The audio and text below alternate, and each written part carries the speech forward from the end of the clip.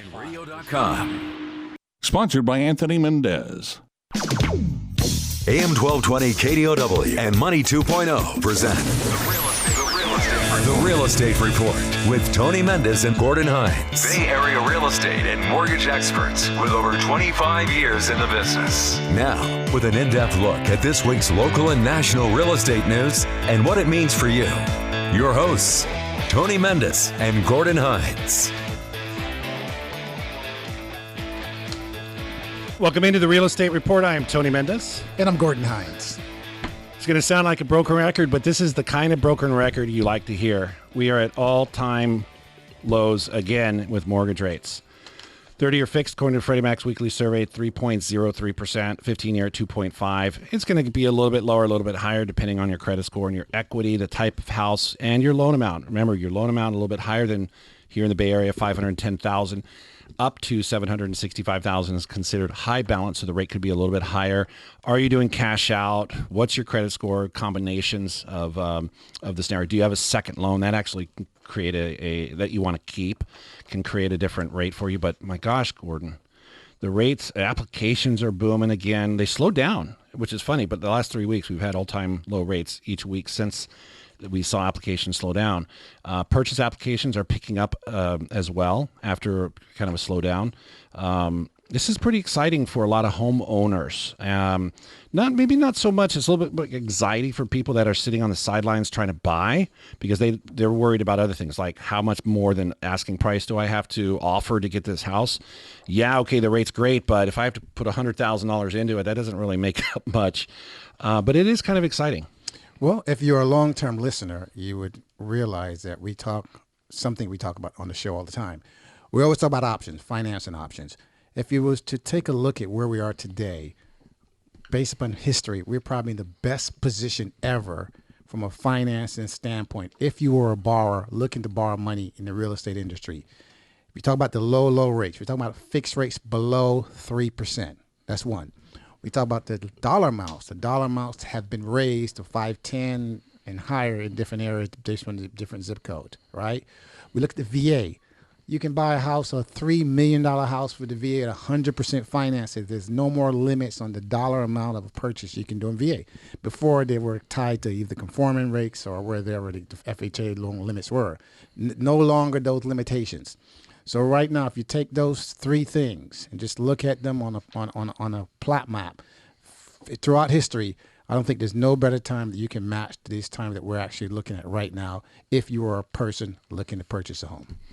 Yeah, that 1% at a $400,000 loan, that 1% difference in rate equals about $250,000 a month. So a lot of people are saying, okay, that can go both ways. You can say, okay, I'm able to borrow more, or it's a or I have to put less money down kind of thing. So which is the same kind of thing. So I guess it's just more buying power.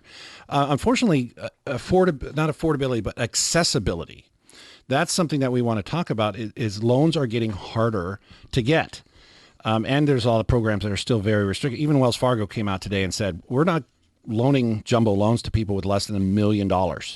Now, it's not confirmed yet, but it came from like an insider source. But that's kind of ways some of these banks are looking at it. That's just one example. But if you look at the chart, the accessibility index is at 125. It got up as high as 185. That doesn't mean much. But what it does, I can compare it to 2014. That's where our accessibility to mortgages are right now.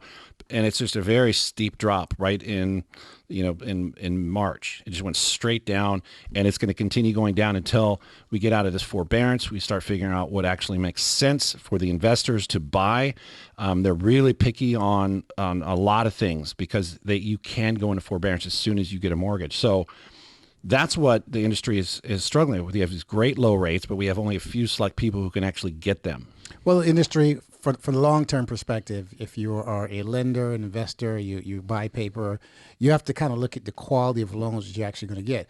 Even though rates are low, you still have to put out paper considerably so you don't have the burden of a loss. Right now, you look at unemployment numbers. I think another 1.3 million people filed for unemployment this week.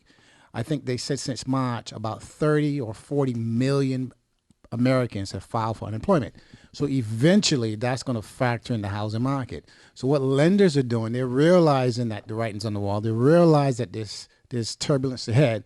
So what they're doing is they're kind of hedging their bet, still trying to keep the market up by lending money, but getting a little bit more conservative, a little bit more financially responsible as far as who they lend money to. They want to lend money to the people that have proven that they will pay it back. They're lending money with people with the higher credit scores, the low loan to values, people with money in the bank. Financial prophecies is what they always talk about. Most lenders want to do wealth management. They don't want to lend money to a guy that has just enough to cover down payment and his closing cost credit from his mother. He's a financial risk, even though he might have decent credit. Anytime there's a financial turbulence in his life, he's going to fall behind on payments. So based on the history and all the details and all of the draftings and all the statistics that these companies are using, they're now looking at using technology on who's the best people to lend money to under the circumstance. I see, it's starting to feel to me a lot like it was back in 2008, 9, 10 when more lenders just didn't know what to do. It drove me to the hospital. A lot of people don't know this. A few select people do. But I was laying on the ground not knowing what to do and ended up at the hospital because it was that frustrating to do loans back then. And I'm not saying that I'm going to be laying on the ground in a few minutes, but it feels like lenders don't want to lend money right now. But it also feels that they are punishing a lot of people just for a select few. All right. You could just say, okay, if you're not in forbearance, boom, here we go. You can get a loan. Okay. And sign this piece of paper that you're not going to go in forbearance, which some lenders are already doing. And it just feels like that. I want to get back to the way it feels where lenders are trying to close loans instead of trying to kill the deal. That's just my opinion. But my point is that the way that lenders do, it's just like a builder. A builder can say, okay, I'm not making enough money. I'm going to stop building because I have like 5 phases of all, the 100 acres that I bought. I can just stop right here. And then I just pay some taxes and some utilities on the whatever obligations I have on that other land. Same thing with lenders. They can change the guidelines and sell the paper at premium. All right. And I don't know why they can't do it like on a cash out loan. Why is a cash out loan on a high balance so much higher than not cash out when you can just simply set it a loan to, a limit on the value of the property or the percentage of the property value that you can borrow? Well, why is it a 1.5 point fee or 2-point fee, which jumps your rate up like a 0.5 point just to take cash out on a high balance loan? If you don't take cash out, you're going to get 3%. Some of those things don't make sense because I think they're punishing a lot of people for just a few people who are doing forbearance. Well, I don't think or will do forbearance. I don't think punishing is a good word. I think it goes back to financial responsibility. You have to remember neglecting. I can come up with many other words. Well, you could say neglecting. I'm saying responsible lending. If you go back and understand the perspective of the investor. When you lend money and the deal closes, if it's a Fannie Mae or Freddie Mac loan, you have a 7-year responsibility on that loan. So anytime during that term, that loan goes sour, they can, what they call elect their buyback clause. You have to repurchase that loan. So because you close a loan, because you got paid, doesn't mean you're out the woods.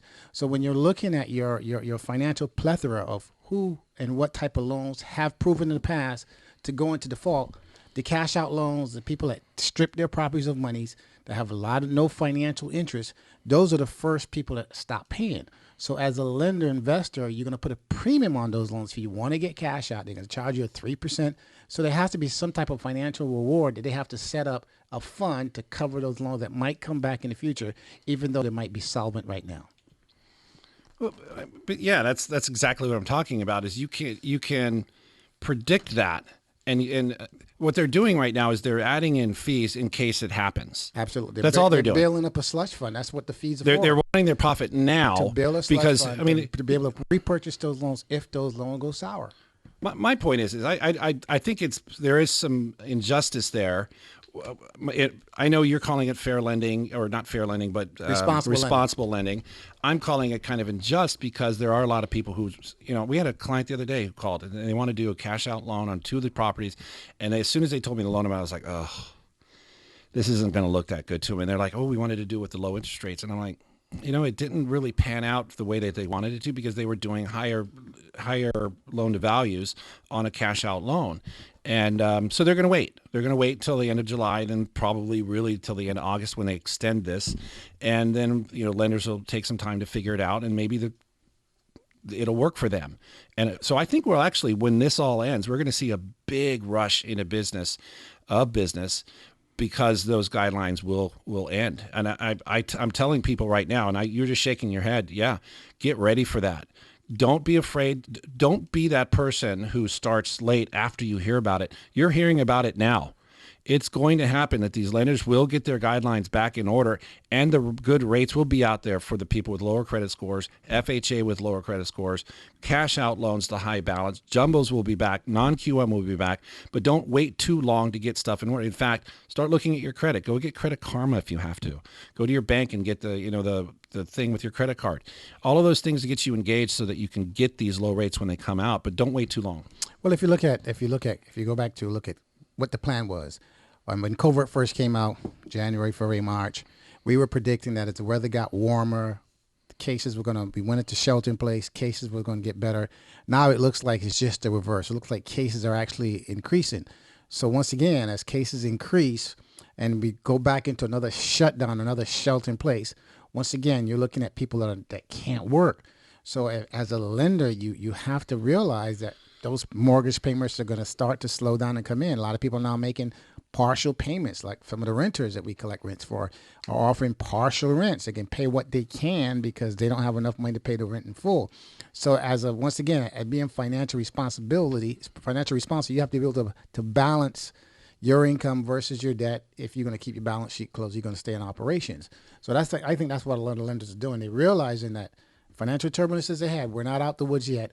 Until there's some type of vaccine, some type of something for sure that we can put in place to slow down this COVID-19, I think you're going to see the same thing. Lenders really, really making it difficult to lend money because they're going into a protective mode. They want to make sure they protect their balance sheet so they can stay in business. Overall, I do believe that the industry has reacted very well and very quickly, with some of the stimulus that we got, the CARES Act, the forbearance, the rent protection, or the eviction protections. I think that was a lot very proactive and very quick. Back in 2008, it just seemed like it dragged on for forever. They didn't know we saw the yields go up tremendous. We saw LIBOR go up to 8 for one day and come back. We saw price differences of at least 1 to 2 points in some cases, 4 or 5 times a day. I think it's a lot better. I think we're doing better, but I think we could do a little bit more. I guess the theme of that segment was don't wait too long to get ready for those better rates on those other programs before you hear about it. You can always email the show, Tony or Gordon at BayAreaLoanSource.com, Tony at BayAreaLoanSource.com, or call the show 800-516-1220, 800-516-1220. Our website is BayAreaLoanSource.com. You're welcome to stick around. We'll have a lot more to talk about here on AM 1220 KDOW. Tony and Gordon are taking your calls at 800-516-1220. It's the Real Estate Report on AM 1220 KDOW. Welcome back. Your dreams were your... Welcome back to the Real Estate Report. I'm Tony Mendez. And I'm Gordon Hines. We are in our 11th year on air. 10. Same station, same time. 10 plus 1. I'm glad you know math because you are a mortgage guy and a real estate guy. No doubt. That came easy to you. I'm glad the listeners can hear that. Absolutely. We're getting a lot of emails, a lot of questions about can we do home loans if we've started a forbearance? And the answer, there is a select few lenders out there that will still do it. Most of them will just flat out say, no, I don't care if you got into it and never made it and still made your payments, or you got into it, never made it, and you caught up, or you didn't make the payments and then you caught up. They don't care. They'll say no, but there are lenders, we use one, that will do them. The best scenario of them all is if you actually applied for it. And it's funny how now we're seeing, we see it on the credit reports now, but we're also seeing it on the mortgage statement. And it gives you the forbearance payment, which is 0. And then it means you applied and you were accepted in the forbearance. And then it'll say another category says your contractual payment, and that's your normal payment. that's the better scenarios. If you've gone into it and you've continued making your payments and you can prove it easily through more, bank statements or mortgage statements or account activity, but you can still catch up and still be in forbearance. As long as you cancel the forbearance and you can show that to the lender, you can get a home loan. Yeah, I mean, the forbearance it's a good thing. Right now. Where we get a lot of calls every day. I got a call from a client yesterday, and he said the reason why he went into forbearance is not that he couldn't afford the payment. He thought there was an opportunity for him to line his pocket with some cash flow. It's a 3-unit building, at $8,000 a month for rent coming in. He said he's hoping that the lender would put those payments on the backside of the mortgage. But at the end of the 3 months or 6 months, if it's 6 months, that's $50,000 he would have saved or bankroll by not making a payment with no damage to his credit. So a lot of times there are different opportunities. People look at things different. But the problem is this gentleman is looking to buy a $1 million purchase, and for the jumbo lenders, which we talked that are hard to get, they won't do. Yeah, they won't do it. They're not going to. We're talking Fannie Mae and Freddie Mac loans only. But so we had another client that did the same thing. He's like, I have 5 rental properties. I'm pocketing $15,000 a month right now, and they're just going to throw it onto the end of my loan. I'm going to be dead by then. So meanwhile, I can grab 3 or 4 months of, that added up, that's $60,000 I'm going to have in my pocket. So but it limits him on what he can do as a refinance. Well, that's a good strategy. If you have no intention of getting a loan in the near future, I mean, the next 12 to 18 months, that's just a good strategy. It possibly can work out.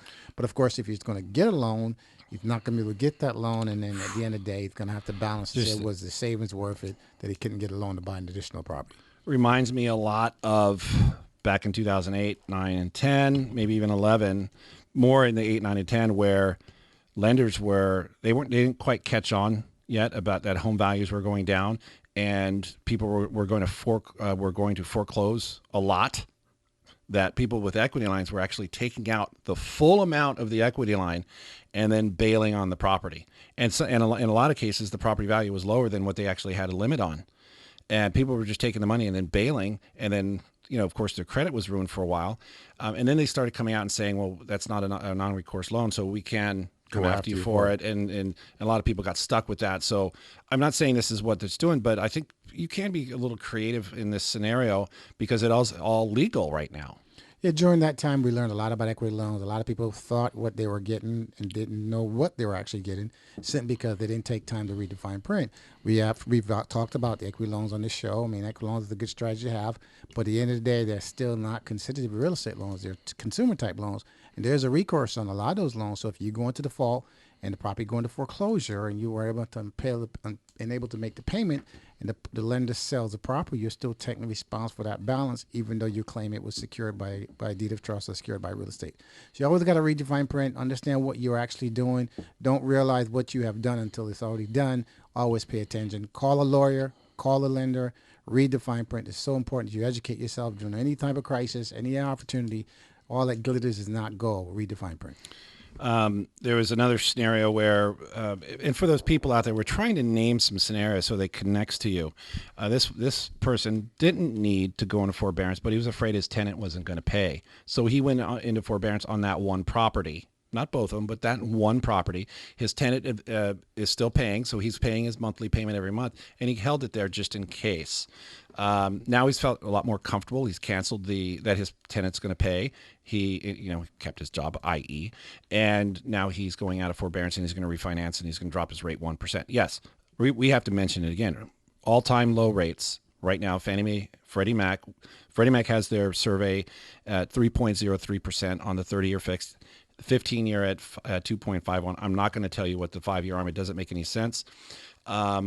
These are out there for you. At least look at them. I want to talk, when we come back after the break, there's a really interesting scenario about how a lot of people are like, well, I've been in my loan for a really long time.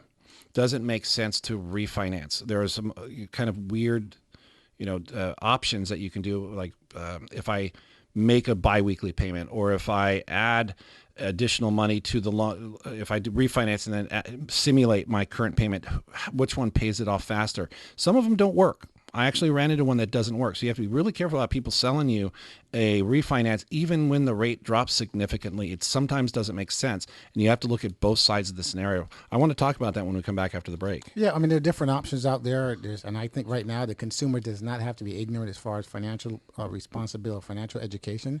There's so many different options you can play around on the computer. You can play around the website. Many financial calculators out there. If I add an additional $100 to my principal when I pay my loan off, a lot of opportunities out there you can actually figure out for yourself and then validate it with a professional. That way the professional starts telling you something that doesn't pan out, you know the professional is pulling your leg. That's why it's very, very important. Once again, pay attention, understand what you're doing, because we talk on the show, the home is your biggest investment most of us will ever make in our lifetime. We don't want to make mistakes. I think somebody said it wisely once. It's the best liability you'll ever buy or own. And when the rates are this low, it's hard to look at the savings that you can get. And you look at the scenarios like, am I going to extend my loan out, to 30 years again?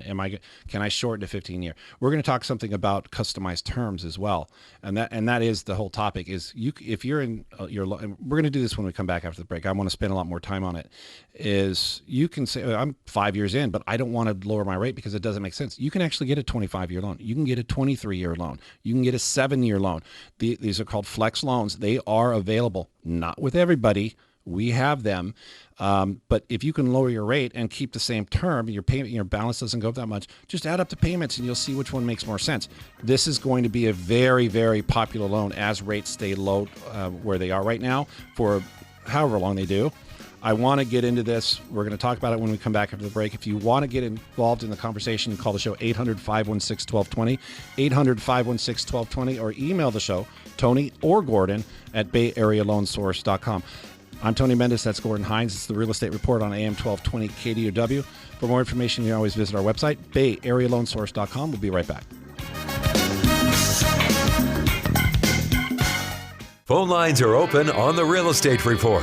800-516-1220. That's 800-516-1220. Welcome back into the Real Estate Report. I am Tony Mendez. And I'm Gordon Hines. You can always call the show 800-516-1220, 800-516-1220. Consumers are feeling much better about buying homes, especially renters, after we saw pretty low levels in April, and we've been seeing that sentiment come back up. And we're also seeing realtors report that they're seeing a lot of their consumers come back. More than 9 out of 10 members, 90% believe that they're in the process of recovering their clientele, even in small towns and rural areas that didn't get hit as much. They're really booming right now. So it's good to see that, what happened with the real estate market on the realtor side is they really embrace technology. And yes, we are seeing a lot more people looking at houses online, and they're making appointments to see houses, or it's virtual. But it's good to see that there's still a lot of demand out there for houses.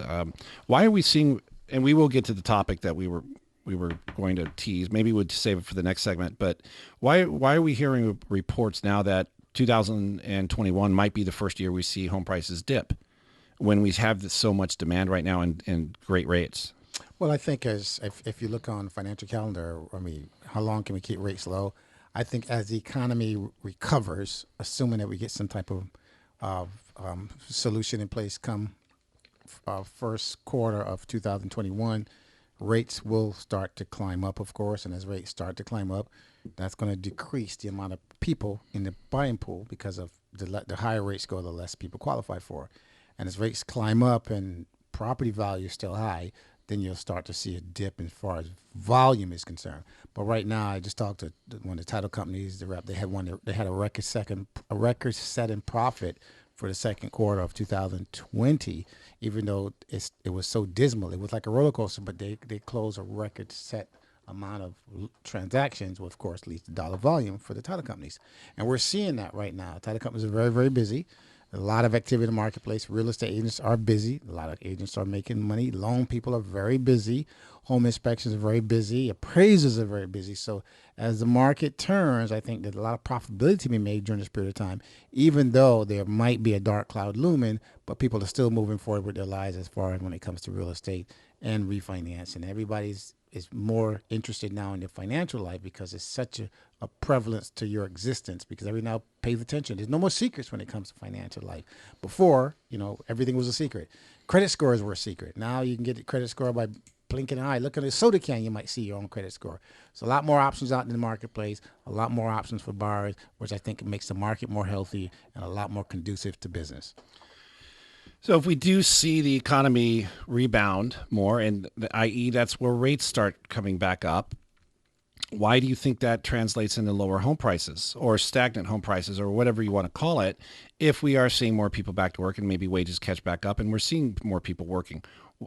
So the United States is one of the few countries in the world that have fixed rates. Most countries have adjustable rates. And when the economy gets better, the rates go up, and of course their payment goes up, but it's supposed to also mean that you're making more money. Shouldn't that be the same philosophy here? If we see the economy get better, shouldn't that also help home prices as they go up? Now, also keep in mind that a lot of people who are refinancing and buying may not be selling as rates go up because, number one, rates are going up, and number two, they're sitting on really nice low interest rates and for 30 years.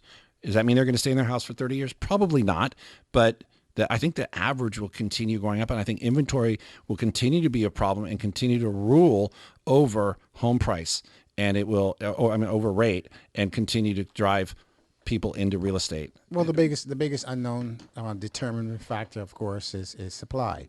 Supply really controls who buys and when who buys. Volume, it controls volume. People bidding on properties, all those factor into home prices, and that's where you have to get that balance and that kind of formula. I couldn't tell you the answer. I can just go what the predictors are actually saying. I'm not terribly concerned about the next year or so with the low rates, but inventory is one of my main factors where I feel confident with home prices. We'll come back after this break. I'm Tony Mendez. That's Gordon Hines. This is the Real Estate Report. You can always call the show 800-516-1220. That's 800-516-1220. We'll be right back.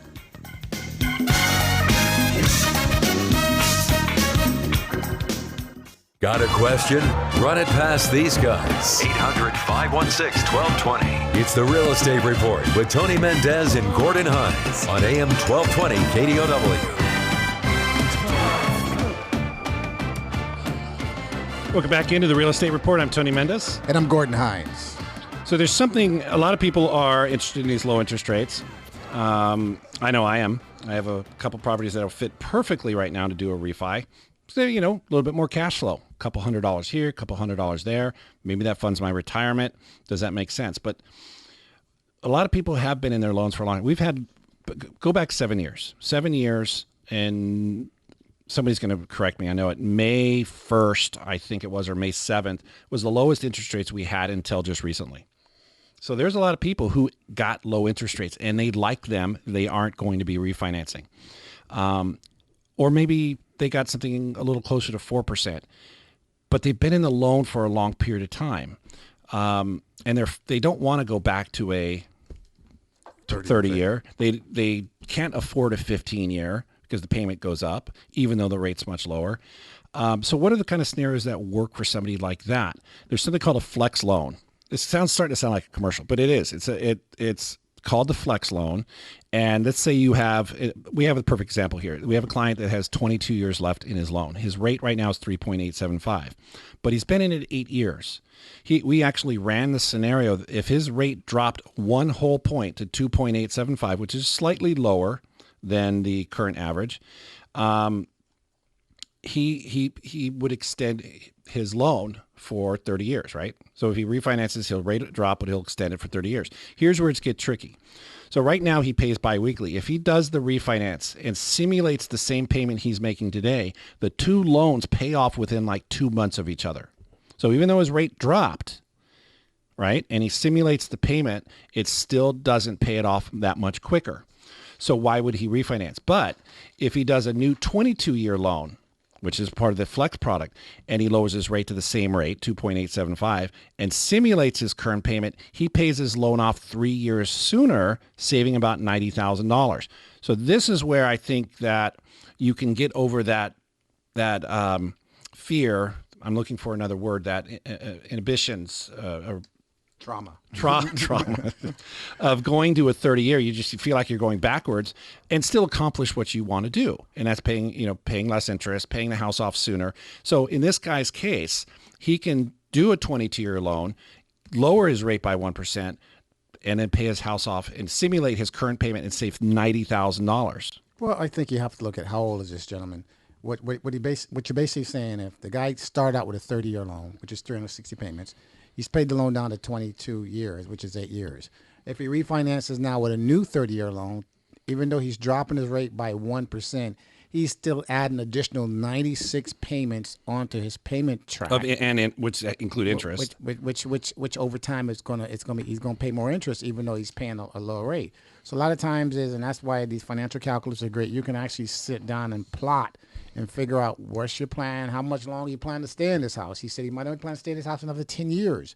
So then, of course, he's going to look at what the balance would be in 10 years versus to continue to make the payment, which leaves 12 years left on his payment. Or can he take cash out and keep the same payment and benefit by using that money into buying a vacation home, which eventually will move into his primary residence. So a lot of different options are out there. When rates are low, there are many, many options out there you can do, and you can actually profit from this. That's why it's very important to call us.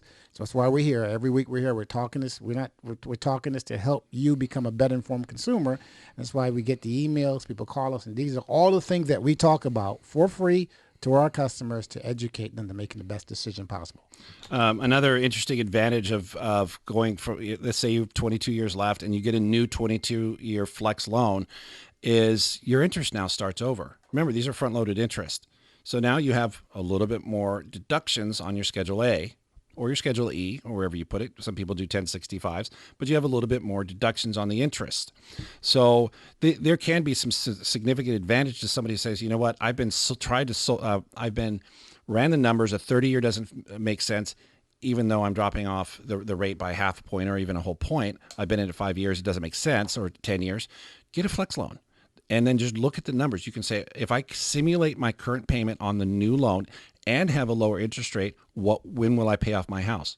Or you can do what the person says, you want to free up some cash for investments or your child's college plan, or you just want to free up payments because you want to have the lowest payment for as long as possible. Or you want to fund your retirement account. A lot of times you can take money out at 3%, or let's say you got a 30-year fix under 3%. Fund your retirement account. That if you look at the S&P average 16% over the last 15 years, you're way ahead of the curve by investing that money into a venue that's going to give you a higher rate of return. And these are all the things. That's why you should always talk to your professional, talk to your financial planner. Explore these ideas. Rates are low. Now is the time to do it. We can't tell you how long rates are going to be low like this, but they will continue to be low. But it's an option right now that's available. There's a window of opportunity. And that's why it's very, very important you follow our advice and call us to make sure that we can help you in these plans. You can always call the show 800-516-1220. It's 800-516-1220, or email us. It's probably a lot easier to get a customized response. Tony at BayAreaLoanSource.com or Gordon at BayAreaLoanSource.com. We love our scenarios. We keep in touch with everybody who is reaching out to us, and it helps us kind of keep our finger on the pulse of the Bay Area and the real estate market. We do want to hit this email about Emily. She wanted to do cash out debt consolidation. She has $25,000 in credit card debt with about $500 in payments. It's about 2%, which is on average. We calculate that the payment in the mortgage would be about $100. Does a cash out loan make sense, even though we'd be paying interest on that $25,000 for 30 years? I actually ran the math. So over 30 years, they're going to pay about $15,000 in interest at the current mortgage rates of 3.03%, plus the $25,000. And her calculations are right. The old rule, though, was it's about 33 cents to the dollar if you take credit card debt and put it into a mortgage. It's lower now. It's like 25 cents so she's basically saving, $400 a month in her pocket. But it does accomplish a couple other things. It improves her credit instantly. When you drop those balances down, it improves instantly. This could help you negotiate better terms on like credit cards, car loans. You also possibly get more interest deductions as well. You can talk to your CPA. It also frees up cash for retirement contributions, IRA, stocks, your child's schooling. We just talked a little bit about that. Interesting scenario. I like it. Cash out's going to be very popular. We're going to come back after this break. We're going to talk a little bit more about that. You're welcome to call the show 800-516-1220 or email the show Tony@BayAreaLoanSource.com. This is the Real Estate Report on AM 1220 KDOW. Be right back.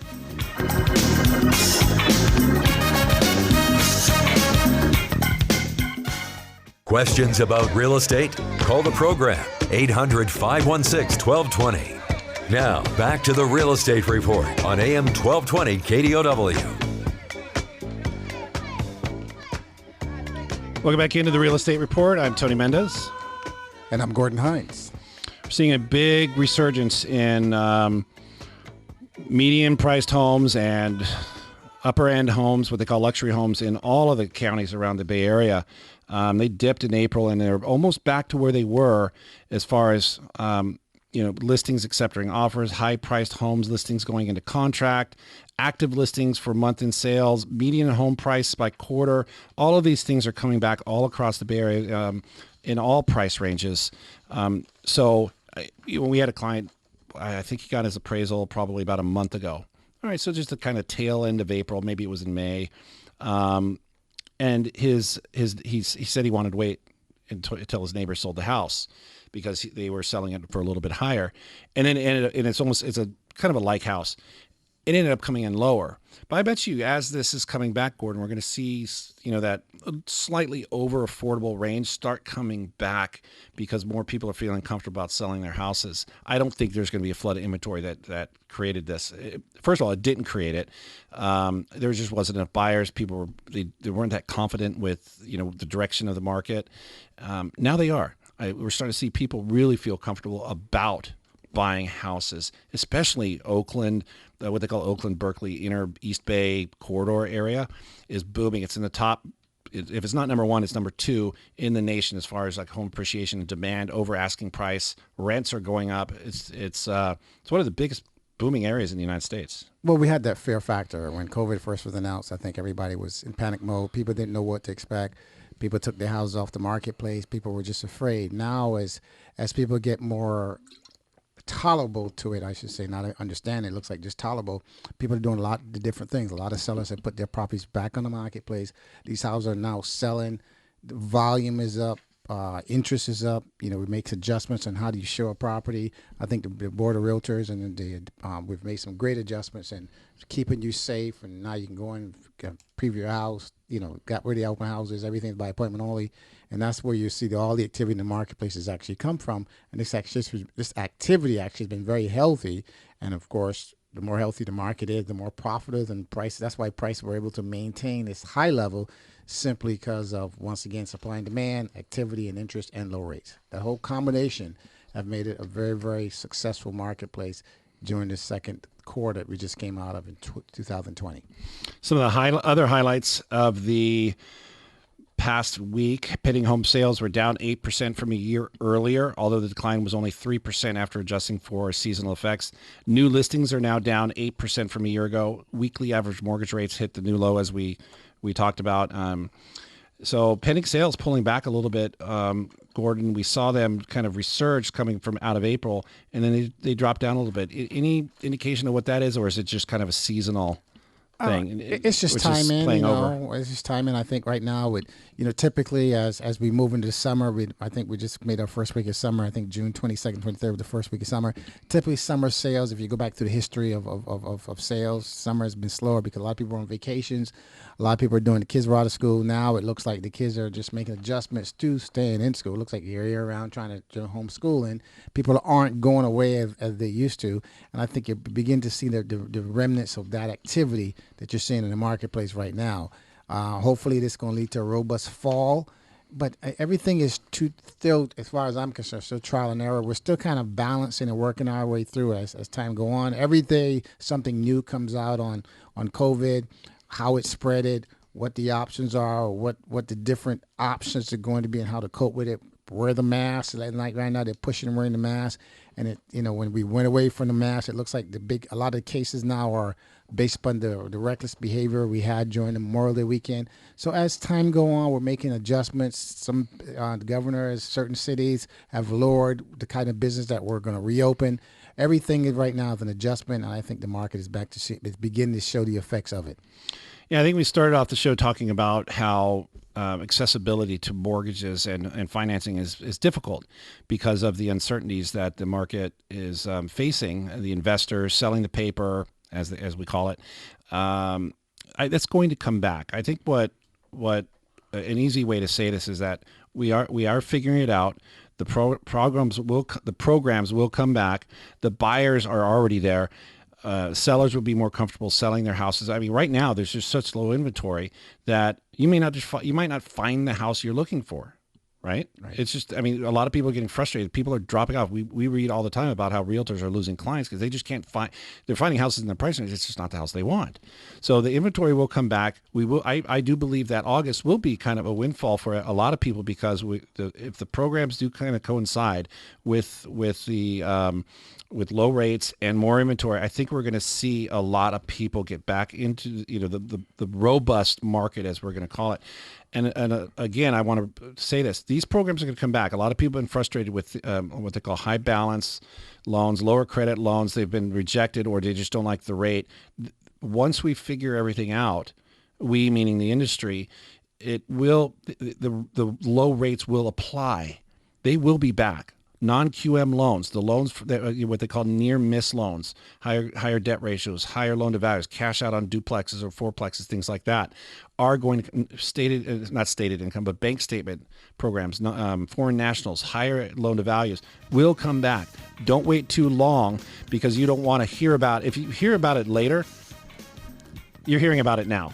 I would say just get ready. Look at your credit score. Have all of your ducks in a row. Any last comments? Well, competitive bids can be frustrating, but we always tell people don't give up. Just keep looking. Eventually, you will find the home of your dreams. Get a good pre-approval. We'll come back next week. Thanks for joining us. You can always email us, Tony or Gordon, at BayAreaLoanSource.com. That's BayAreaLoanSource.com. Thanks for joining us. I'm Tony Mendez. That's Gordon Hines. It's the Real Estate Report on AM 1220 KDOW.